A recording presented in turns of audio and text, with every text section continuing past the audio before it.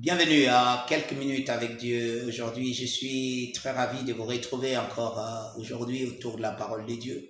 Et notre thème de discussion aujourd'hui, c'est éviter les discussions vaines.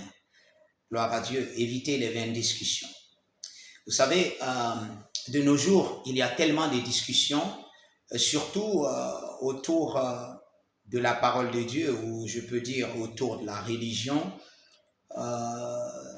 qui anime tellement l'étoile et beaucoup de gens, n'est-ce pas, s'y versent là, des discussions qui quelquefois n'aboutissent pas, puisque la plupart des gens cherchent, n'est-ce pas, à avoir raison dans les différentes discussions et ils sortent tellement des choses et même simplement en observant ces genres de situations, la plupart du temps, vous savez que ces discussions sont plus basées sur la chair que sur la spiritualité. Vous savez, nous sommes des hommes spirituels, nous sommes des enfants de Dieu. Et si nous laissons rentrer dans une discussion, ça devrait être dans le sens de pouvoir euh, ressortir avec des connaissances qui puissent, n'est-ce pas, nous aider dans la vie chrétienne. Non parce que nous pensons que nous avons raison et que nous devons apporter ou bien nous devons attaquer plutôt les autres avec des discussions qui quelquefois n'ont pas de sens. Je vais vous lire quelque chose dans le livre de 1 Timothée, le chapitre 6 et le verset 5. C'est Paul qui parle, n'est-ce pas, à Timothée, qui est un jeune ministre dans l'évangile. Paul a dit, les vaines discussions d'hommes corrompus d'entendement, les vaines discussions d'hommes corrompus d'entendement, privés de la vérité, de la vérité et croyant que la piété est une source de gain.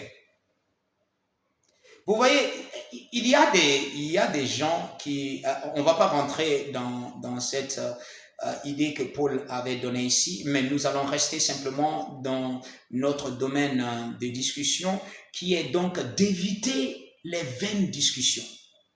Il y a des gens, vous savez ce que j'appelle aujourd'hui, la Bible appelle des forteresses.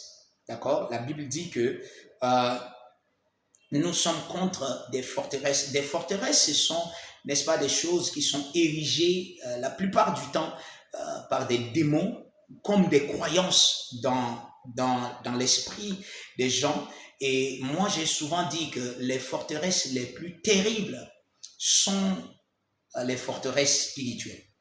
Vous savez, des gens qui croient détenir une certaine vérité et qui, à cause de ces croyances, sont même devenus esclaves, n'est-ce pas, de la vie chrétienne. La vie chrétienne est une vie de liberté. La Bible dit, vous connaîtrez la vérité et la vérité vous affranchira, vous rendra libre. Si tu connais réellement la vérité, ça va te libérer. Libérer de tous les préjugés que tu as. Libérer de toutes ces... Vous voyez, quelquefois, vous trouvez des chrétiens qui soulèvent une discussion et ils sont fâchés pendant qu'ils discutent. Ils sont énervés de ce que vous avez une pensée contraire à ce qu'ils veulent émettre. Mais pourquoi est-ce que vous vous fâchez?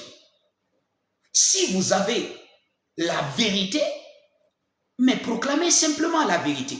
Ne rentrez pas dans des discussions qui n'ont pas de sens pour vous. Écoutez, nous parlons de la vie chrétienne.